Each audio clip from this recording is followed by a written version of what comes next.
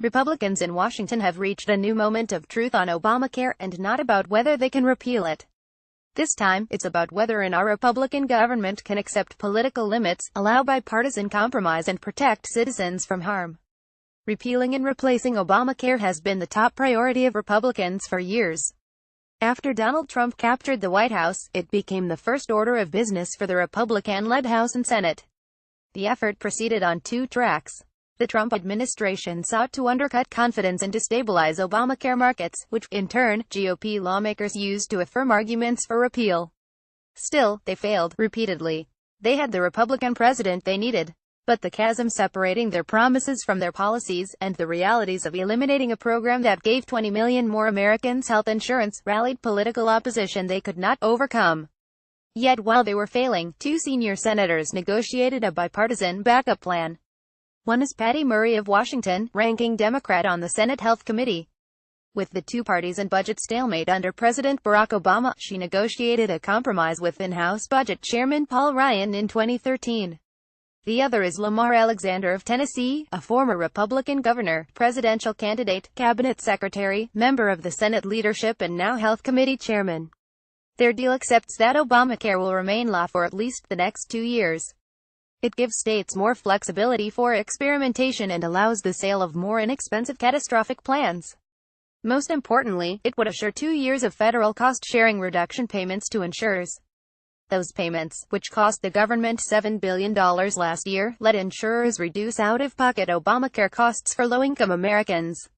Last week, the Trump administration had announced it would end the payments.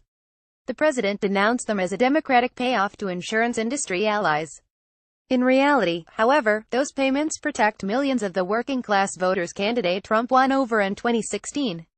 Without them, the Congressional Budget Office estimates, more insurers would flee Obamacare marketplaces, while those remaining hike premiums 25% by 2020.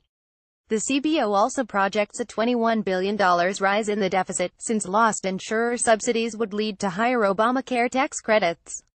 The president struck a radically different tone Tuesday as news of the Alexander Murray agreement broke. While insisting against all evidence that Republicans will repeal Obamacare soon, he embraced the deal. "It will get us over this intermediate hump," Trump told a Rose Garden news conference. "It's a short-term solution so we don't have this dangerous little period for insurance companies for 1 or 2 years." In fact, in a weekend phone call to Alexander, the president privately encouraged the bipartisan negotiations even while blustering publicly. He said he doesn't want people to be hurt during the next 2 years by the possibility of rising premiums or not being able to buy insurance, Alexander told reporters. The question now is whether other Republicans take yes for an answer. After Trump spoke, some White House aides suggested additional Alexander Murray negotiations. A group of House GOP conservatives announced they'll oppose insurer bailouts. "From what we've been told, there's very little real reform," Rep. Bradley Byrne of Alabama told me. "I don't think this is going to fly. If it doesn't, Republicans will extend the Obamacare fracas into an 8th year, with no prospect of more success. They will fuel more insurance market turmoil just as they want to start debating tax cuts." Like Trump, GOP members are squeezed between an anti-government base and a broader electorate seeking solutions. Unlike him, they'll be on the ballot in next year's midterm elections. In the name of Obamacare marketplace customers, including 350,000 Tennesseans, former Gov. Alexander wants his colleagues to govern. "We've been stuck for 7 years on individual market healthcare insurance," he said.